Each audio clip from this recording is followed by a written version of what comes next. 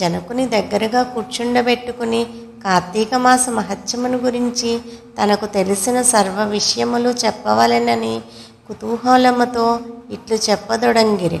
ఓ రాజా, కార్తీక పౌర్ణమి రోజున పితృ ప్రీతిగా వృషోత్సర్గము చేయుట, శివలింగ సాలగ్రామములను దానము చేయుట, ఉసిరికాయలు దక్షిణతో దానము చేయుట మొదలగు పుణ్యకార్యముల వలన వెనుకటి జన్మమందు చేసిన సమస్త పాపములను నశింపచేసుకుందురు.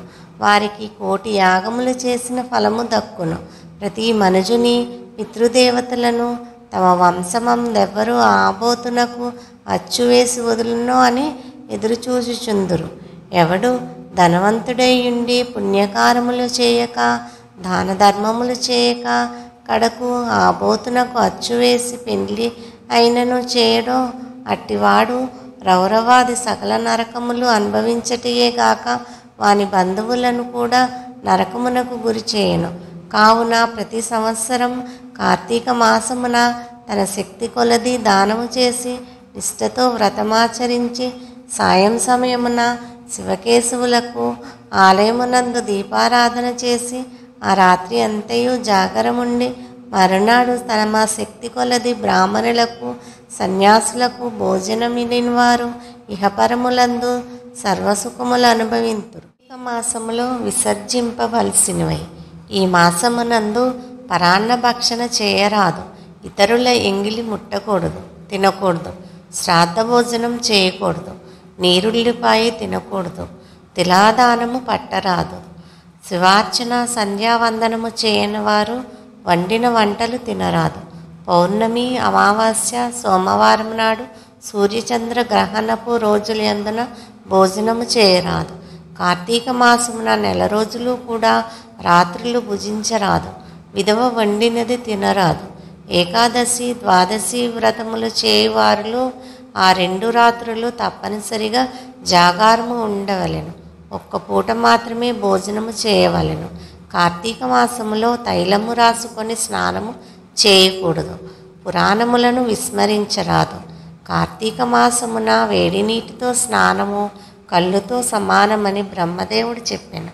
కావున వేడి నీటితో స్నానము కూడదు. ఒకవేళ అనారోగ్యముగా ఉండి ఎలాగైనా విడవకుండా కార్తీక మాస వ్రతం చేయవలెనన్న కుతూహలం గలవారు మాత్రమే వేడి నీటి స్నానము చేయవచ్చు. అటుల చేయువారులు గంగా, గోదావరి, సరస్వతి, యమున నదుల పేర్లను మనసులో స్మరించి స్నానము చేయవలెను. ఏ నది తనకు దగ్గరలో ఉంటే ఆ నదిలో ప్రాతకాలమున స్నానము చేయవలెను. అటుల చేయని ఎడల మహాపాపి జన్మజన్మముల నరకకూపమున పడి కృషింతురు. ఒకవేళ నదులు అందుబాటులో లేనప్పుడు నూతి దగ్గర కానీ చెరువునందు కానీ స్నానము చేయవచ్చు. అప్పుడు ఈ కింద శ్లోకమును చదివి మరి స్నానమాచరించవలెను.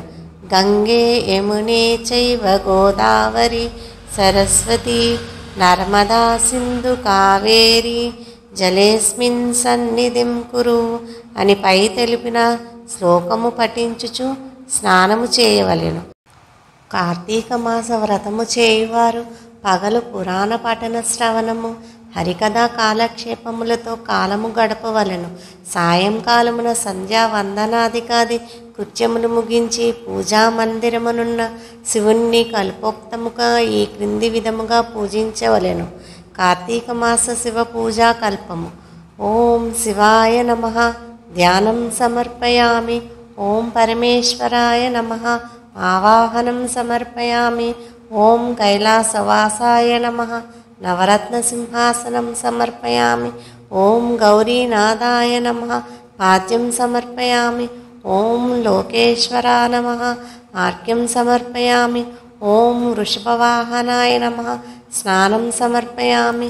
ఓం దిగంబరాయ నమః వస్త్రం సమర్పయామి. ఓం జగన్నాథాయ నమః యజ్ఞోపవీతం సమర్పయామి. ఓం కపాలధారిణే నమః గంధం సమర్పయామి. ఓం సంపూర్ణ గుణాయ నమః పుష్పం సమర్పయామి. ఓం మహేశ్వరాయ నమః అక్షతాన్ సమర్పయామి.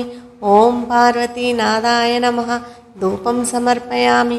ఓం తేజోరూపాయ నమః దీపం సమర్పయామి. ఓం లోకరక్షాయ నమః. నైవేద్యం సమర్పయామి. ఓం త్రిలోచనాయ నమః. కర్పూర నీరాజనం సమర్పయామి. ఓం శంకరాయ నమః. సువర్ణ మంత్రపుష్పం సమర్పయామి. ఓం భవాయ నమః. ప్రదక్షిణ నమస్కారాన్ సమర్పయామి. ఈ ప్రకారముగా కార్తీక మాసమంతయు పూజించవలెను.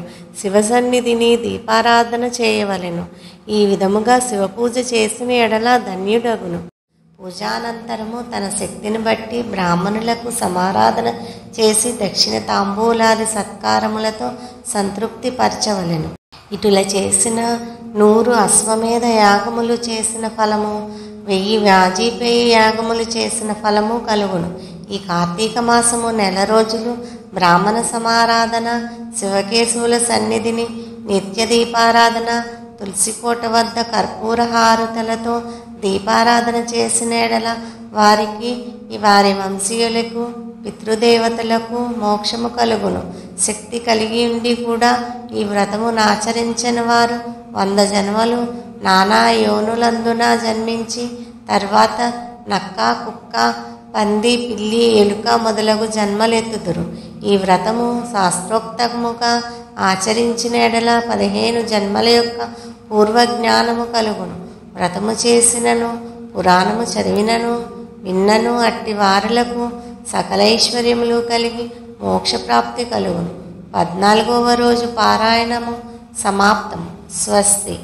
ఓం నమః శివాయ. ఓం నమః శివాయ అని కమెంట్ చేయండి.